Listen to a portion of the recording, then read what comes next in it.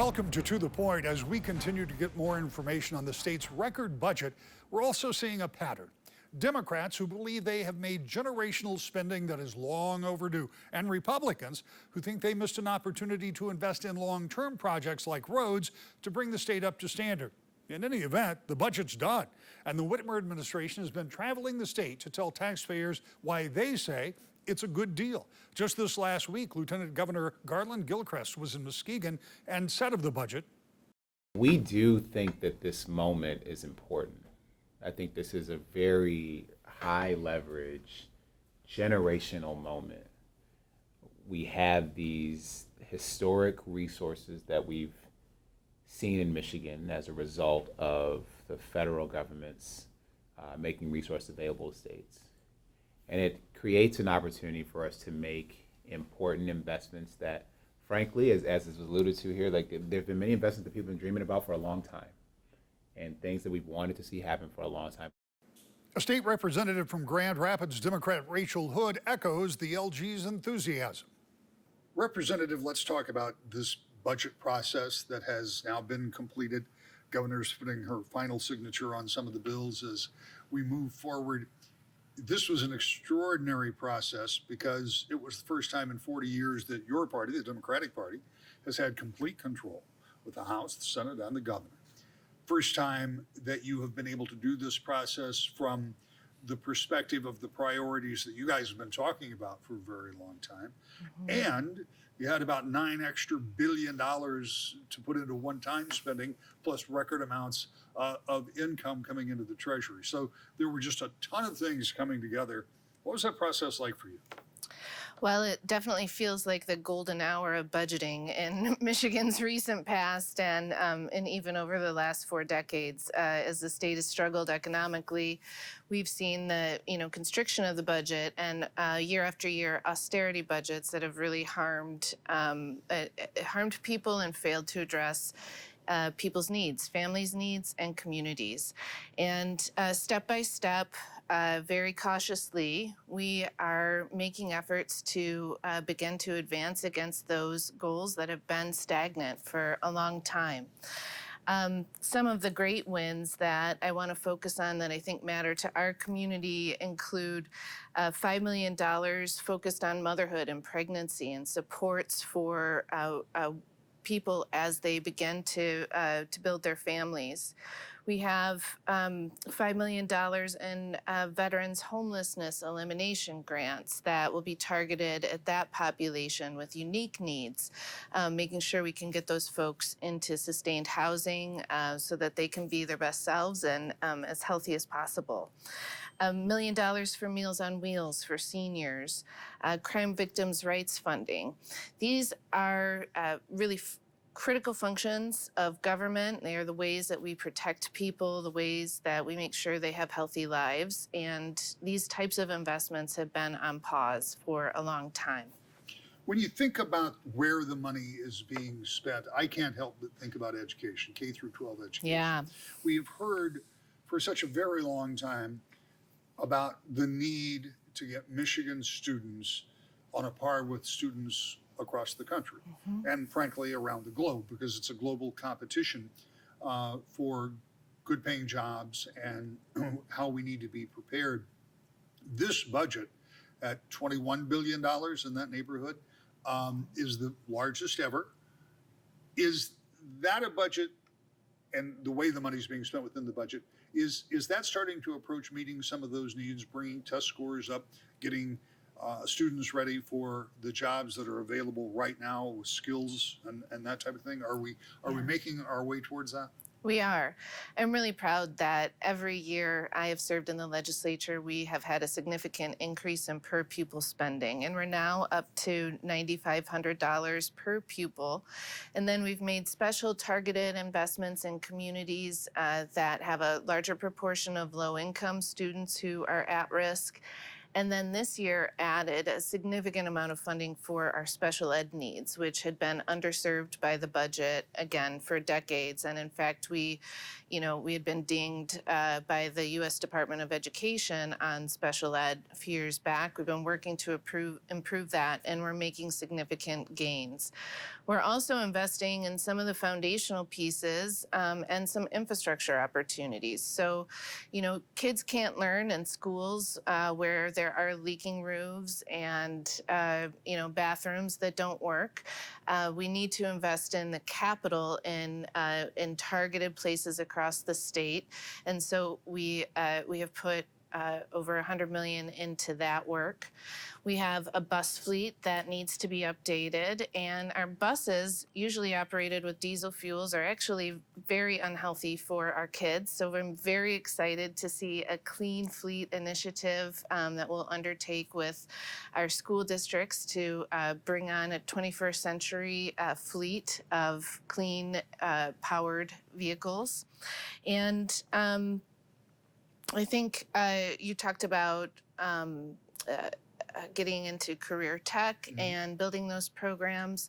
Over the last few years, we've had bipartisan support to reinvest in career tech programs and to create pathways to a variety of different career opportunities, whether it's through a 4-year college program, a 2-year community college program, or a technical career. Michigan is diversifying the way that it supports all of that effort and making sure there's a pathway for each and every kid in the state. One of the things you mentioned right off the top was the per pupil funding. And one of the most, as an observer, for me, one of the most significant changes didn't come this year, but it came earlier. And that is when the per pupil funding was equalized for all schools across the state. That had not been, it was the promise of the 1990s, but it didn't happen until relatively recently. Even that is a step forward for some of those schools you were talking about, for example, that maybe are not in an area that has a tax base that supports as well. So we really are getting to that point where not all schools are the same. I get it. Not all educational experiences are the same, but that is kind of the goal, isn't it? We're leveling the playing field. For a long time in Michigan, Proposal A was a step towards that goal. But we continue to see discrepancies between wealthy suburban districts and then poorer urban and rural districts. Both suffered from lack of funding. So we're finding big ways and small ways to balance that in the budget. In addition, yes, we have been successful in evening out that per pupil investment. Let's just talk about the budget process as a whole. We know it was different because it is the first time Democrats have been controlled, but it was also different because you had, and I always hesitate to call taxpayer money surplus, but there was $9 billion that wouldn't have normally been available because of COVID money, largely, that had come in from the federal government. And incorporated within this budget, that money is represented. Is this budget, understanding that those were one-time dollars, is this a sustainable budget? In other words, we know that $9 billion won't be there next year. Yeah. So were those funds paid or used in such a way that you will not be obligated to try to backfill them next year? Rick, we've taken great care to make sure that we have a sustainable budget, that we take advantage of the relatively smaller amounts of growth in the budget moving over the last few years from around 16 to 17, 18 billion of that state revenue that has been slowly growing. So we're purposing that for programs that will continue to invest in cycle after cycle, with the understanding that that economic growth is stable and it's been on track for several years now.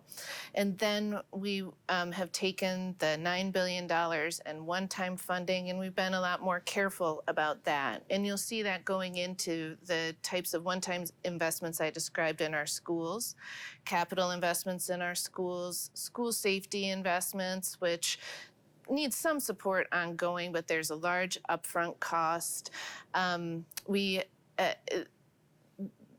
short-term programs for targeted scholarships, things that we don't anticipate we will need long-term.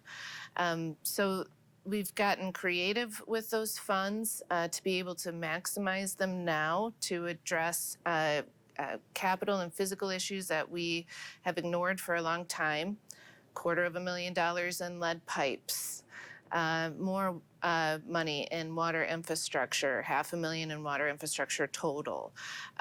We've got hundreds of millions going into roads infrastructure, continuing to, keep the state under construction every summer. It is everywhere. Like a promise. We're going to run out of time, as Yeah. we always do before I would like to. But let's talk just a minute about road funding.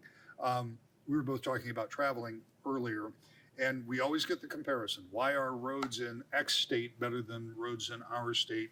We don't have time in the 90 seconds that we have left to talk about that prospect.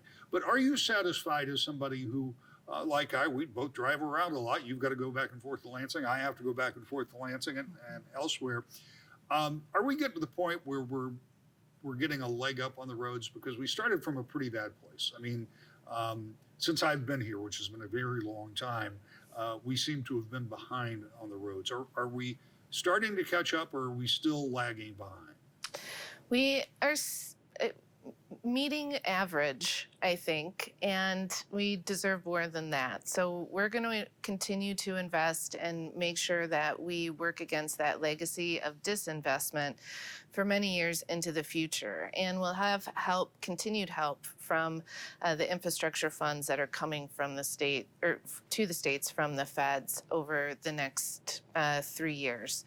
So I think we will be able to make a significant down payment and get on track. And as our annual revenues start to, rise, they'll meet the road, and we'll continue forward in a better balanced and effective way, so that we're welcoming business, we're having great opportunities to play in the state, and people want to stay here.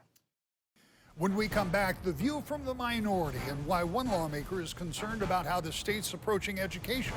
That's next, To the Point. Welcome back to The Point. State Representative Nancy DeBoer from Holland is a freshman Republican and talked about the vast differences in how budgets are done in Lansing versus how they decided on spending in her old job as city mayor. Representative, let's talk about what has been pretty remarkable first 6 months for you in office, at least in office at the state level. But let's start by talking about the budget process, because you were certainly involved in that. As we are speaking even now, the governor is signing the K through 12 education budget that you were involved in. Talk to me about that process and what it was like, and the differences in your experience from doing budgets at the city level that you did in Holland to doing one at the state level. Yeah, they're really a tale of two budget processes, really. We started in the city with a retreat, and the night before we did the retreat, we would have the head of all the departments come in. Each would present about what had happened this past year and their vision for the coming year, what they would like. And then we would eat dinner together, which was really great. We got to know people and understand what they're doing and how they were doing it. And it gave you a sense of the breadth of the organization. And then the next day we would start with the retreat process, the weaknesses, strengths, threats, and all of that, and develop our goals, and then start the discussion process, putting all the different things on the table and working through those, and having reports from staff. And then we'd have an intensive process right before the actual budget approval, which was the beginning of May.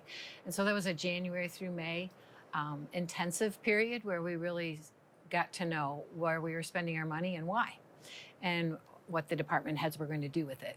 So I would always feel secure at the end of that.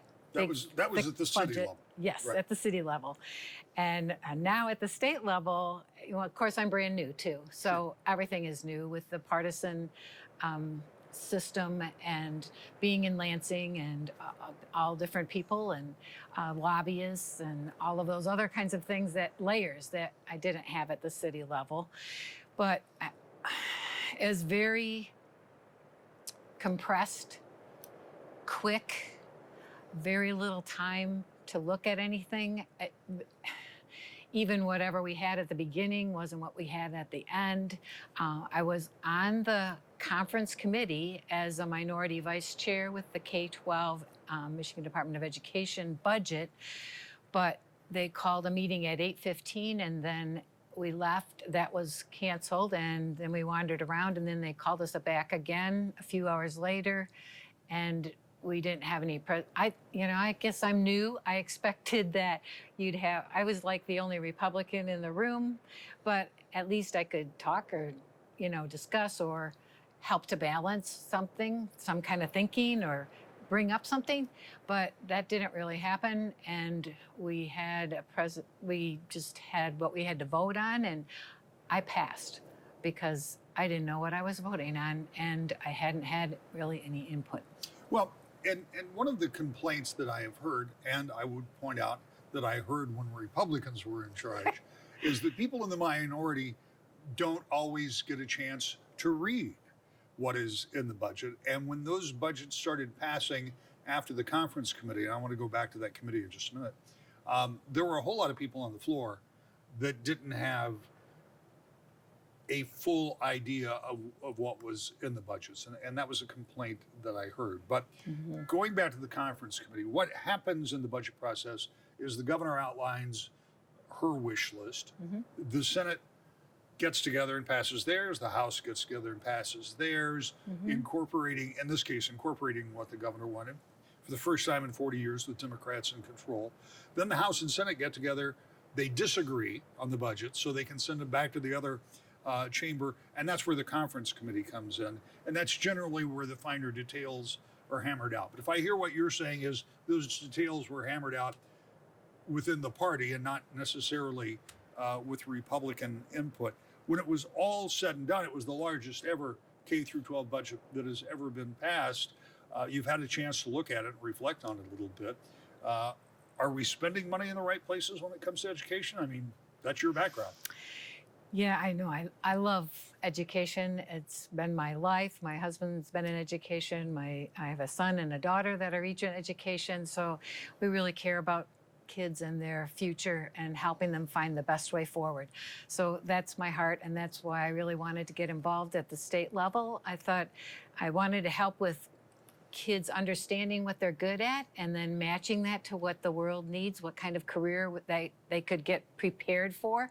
And I think not everybody needs to go for a college education, that it's possible to go into the trades and advanced manufacturing and other fields that are so hungry for employees right now, and to find the gifted students that would love to pursue those paths. That was really what I wanted to do. That's why I asked for those committees. And so I'm working toward that, and I'm setting up a workforce with 6 legislators, and including myself, to start putting that kind of track together.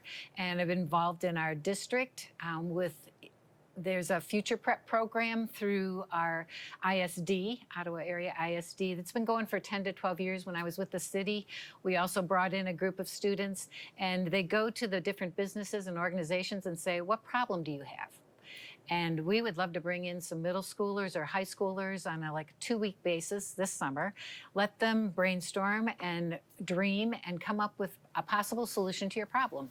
And so we did that at the city, asking them to help us with the Pay It Forward program. I went to go listen to the final presentation with some high school students a couple weeks ago. It was so inspiring. They learned about aviation. They went to the West Michigan Regional Airport, used to be Tulip City, and studied there. They went to the Grand Rapids Airport. They went to the Highland BPW. There's a section there on what kind of career do you want to pursue, and helping them think about what are the various possibilities within the field of aviation.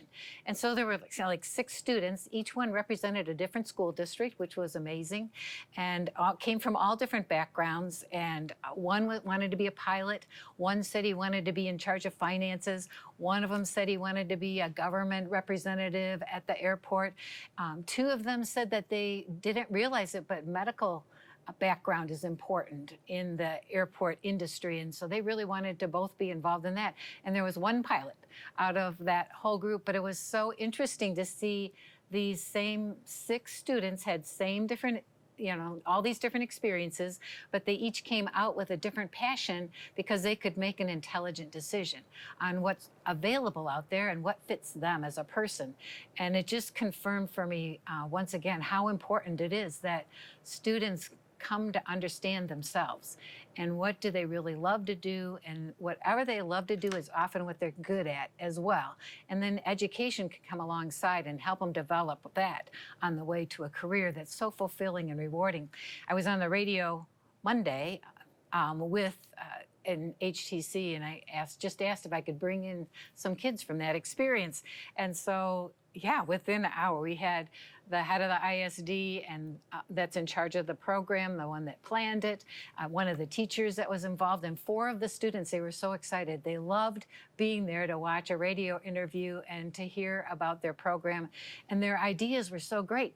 Their question was, how do we encourage people to get into the aviation industry? How do we attract students? So they came up with a multifaceted plan on how to come alongside students so they understand what aviation is about and consider it as a career. One of the first things we talked about, and this would have been a year ago, when you were just running for the House, and you said that that was one of your passions, that you wanted to make sure that at an early age, maybe at the very beginning of high school or maybe even middle school, that you tried to develop the interest in students then, so during their high school path and their career, they can start focusing on that and thinking about the possibilities, as you point out.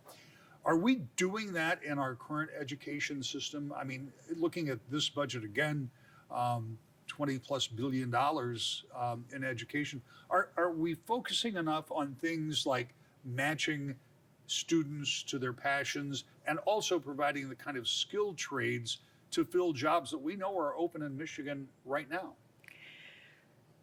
I don't know every detail, but I think there are pockets that are doing great jobs. And I think we need to go and see where things are going well, that they're connecting students to careers as early as possible, and try to have like a conference where we bring everyone together, exchange best practices, and maybe we can roll out something that's more statewide. But I do think it's important to have local control with what fits where you are and what kind of businesses are available where you are and what kind of socioeconomic bracket everybody is in that will work with different things. But I don't think we should pigeonhole everyone. And I talked with Michael Rice, the head of the superintendent for the Michigan Department of Education, and that's where this workforce idea came from. And he offered for me to put this together. And I asked him about the elasticity in the Michigan merit curriculum. And he said, yeah, there is elasticity in it, but I don't know how much everybody knows about it. And so I think if we can help publicize that as well, and really I would like to go back to Michigan education teacher preparation, that starting from your first day with your first class at whatever level student you have, even preschoolers, be always looking for what is that natural innate ability in that child and how can we bring that out and how does that fit with what the world is going to need. And instead of pushing everything that I know, I taught too. So you have all those people and you have to get them through all this curriculum and you have all these other things that are expected of you. And they may not be able to do it with every student every year. But if that is kind of the mantra of a teacher, that you are such a great asset to that student and their parent to be thinking about what they're really good at. The state legislature will be on summer recess until September. In the month of August, we'll catch up with your U.S. House delegation to the point.